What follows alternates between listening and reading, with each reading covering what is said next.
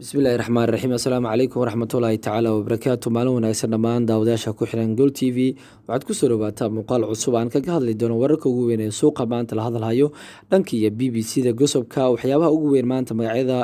ku qoran waxaa ka mid ah William Ozil, Richarlison, Koulibaly, Maddison, Sancho iyo ciyaaryahanka lagu magacaabo Oliver Giroud ayaana ka mid ah kooxda Barcelona ayaana soo gabagabay kartay heshiiska ciyaaryahanka kooxda Chelsea ee weerarka ugu ciyaara ninka lagu magacaabo William 31 sano jirkan ayaana qandaraaskiisa dhacaya dhamaadka xilli ciyaareedkan ee garoonka Stamford Bridge kooxda ku ciyaartay ee Chelsea marka ayaana maanta sidaas qoreysa Arsenal macalinkeeda Mikel Arteta ayaana rabaa in ciyaaryahanka qadka dhexe Mesut Ozil in uu kooxda iskaga diro maadaama ciyaaryahankan uusan hanaankii wanaagsanaa uusan haysan Ozil ayaa ka mid ah ciyaartooyda ugu fiican kooxda Arsenal kaasoo kaga soo biiray kooxda kubadda cagta Real Madrid balse 90 minute ayaana sheekadani maanta daawacisay Mikel Arteta uu damacsan yahay inuu ciyaaryahankan kooxda Arsenal iskaga diro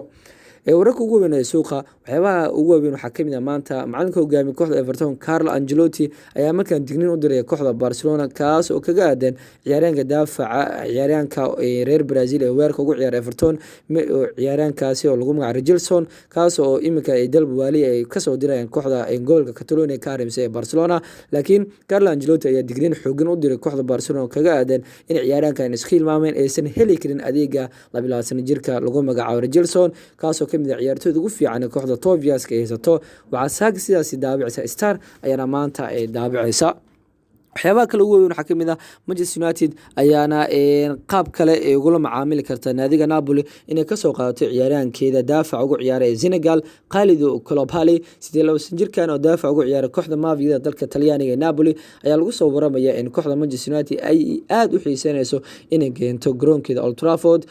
Mirror ayaana saaka sheekadani daabicaysa inkastoo Manchester United ay qaar ka mid ah kooxaha qaaradda Yurub ee dagaal adag kala kulmayso adeega ciyaaryahankani United-ka waxay ciyaaryahan korabtaa Khalidou Koulibaly lacag gaarsiisan ilaa 90 milyan ayana miiska la soo saaray lagu qiimeynaya in lagu heli karo ciyaaryahanka daafaca ee reer Senegal Khalidou Koulibaly Star ayaana sidoo kale sheekadaasi sii daawacaysa waxyaabaha kale ugu weyn suuqa waxa ka mid ah Manchester United ayaana markaan Leicester City waxay ka rabtaa ciyaaryahanka lagu magacaabo ee qadka dhexe ugu ciyaara James Maddison oo u dhashay dalka England 23 sano jirkan ayaa sidoo kale Borussia Dortmund ee aad u xiiseynaysa Manchester United waxay rabtaa Leicester City inay ka soo qaadato ciyaaryahanka James Maddison 23 sano jirkan ayaana macquul tahay in iskaga hayaan garoon King Power Stadium silma Borussia Dortmund ayaana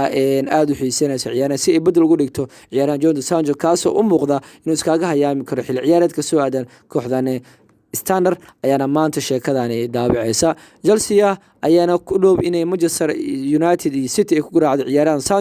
Sancho ayaana aad loo xiriirinayaa kooxaha qaaradda Yurub gaar ahaan kooxaha ka ciyaara horyaalka Premier League Chelsea ayaa loolanka imika soo gashay waxay rabtaa labada kooxood Manchester inay ku garaacdo ciyaaryahanka reer England ee Sancho ayaana kamid ah ciyaartooyda ugu daayar ee qaaradda Yurub ugu fiican xirfadda ugu fiican oo sidoo kale suuqa aad kale ugu baadigoobayay ayaana maanta sidaas qoreysa Chelsea ciyaaryahankeeda weerarka ugu ciyaara Oliver Giroud ayaana macquul tahay inuu Zerad iskaga biro oo kooxda Inter Milan ayaana aad u xiiseynaysa ciyaaryahankan inkastoo suuqii Janaayo oo san u noqon inuu ku biro balse sanadka soo aadan ama bisha soo aadan ee suuqa soo aadan ayuu ku biri karaa kooxda kubadda cagta ee Internazionale RMC oo soo xiganaysa meel ayaana sheekadaasi maanta daawacaysa kooxaha Manchester United Chelsea ayaana ku fail garoobay ama ku qasaaray baaqi jaqmaan ciyaaraha Edinson Cavani weerarka ugu ciyaara 32 sano jirkan u dhashay dalka reer Uruguay ayaana macquul tahay in iskaga hayaamo kooxda Baaqis isagoo ku biiri kara kooxaha reer Spanish gaar ahaan Atletico Madrid ayaa aad u xiiseynaysa labada kooxood England ee Manchester United iyo Chelsea ayaana ku fail garoobay ama ku qasaaray inay helaan adeega ciyaaryahanka Mirror ayaana saaka sheekadani daabicaysa sheekooyinkaasi ayaana saaka ugu weyn wararka ugu weyn ee suuqa ayaana kuwaasi ahaayeen daawade maalin walba hadaan kale ayaa la socdo wararka ugu weyn suuqa Goal TV ayaana kala socon doontaan hadii bartaan kugu cusub tahay oo Goal TV subscribe nagu caabi like share ayaa nagu caawi walaal adigoo maasan waad maasantiin daawashada muuqaalka